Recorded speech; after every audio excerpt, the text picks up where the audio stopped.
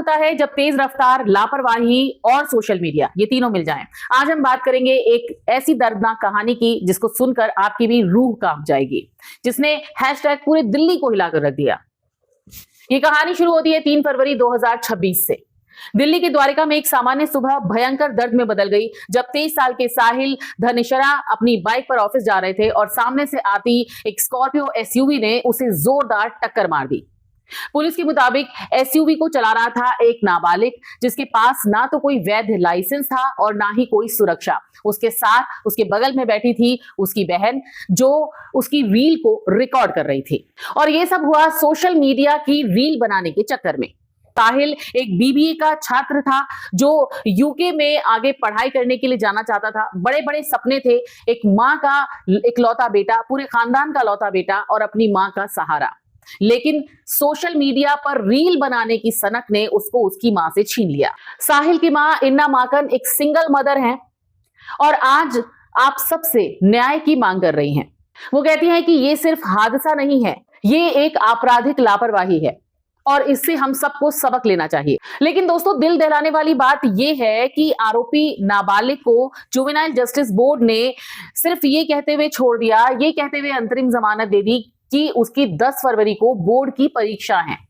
और ऐसे बच्चे जो बहुत अमीर हैं, जिनके पास गाड़ी है, सब कुछ है, उनको ये बहुत अच्छे से पता है कि हम कुछ भी करेंगे, किसी का एक्सीडेंट भी करेंगे, कोई मर भी जाएगा तो हमारे माँ बाप पैसा देकर हमको छुड़वा लेंगे, हमें कुछ भी नहीं होगा।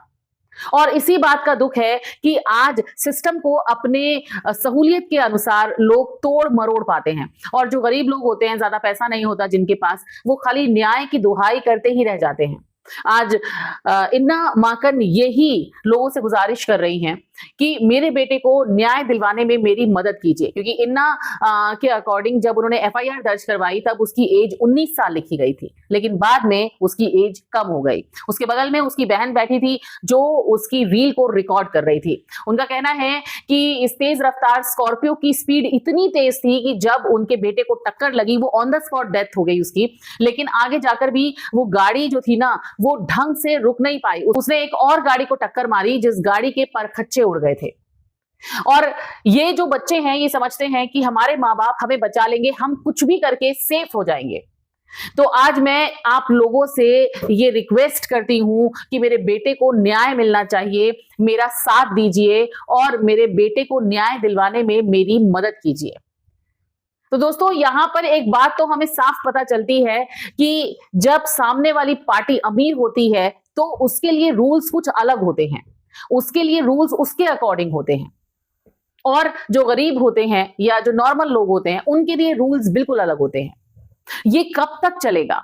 ये मनमानी कब तक चलेगी? ये सिस्टम में लचरता कब तक चलेगी? क्या किसी गरीब बच्चे की जान की कोई कीमत नहीं है?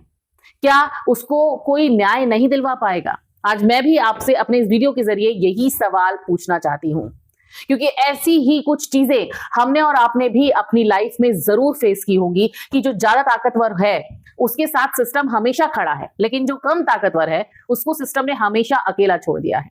आप क्या कहते हैं इस बारे में? आप मुझे कमेंट बॉक्स में कमेंट करके जरूर बताइएगा। और ऐसी ही ट्रेंडिंग और वायरल खबरों के लिए मेरे इस चैनल ट्रेंडिंग अड्डा को सब्सक्राइब जरूर कर लीजिएगा। लाइक शेयर तो बनता है। ऐसे दोबारा फिर आऊंगी आपसे एक और ट्रेंडिंग खबर के साथ। नमस्कार।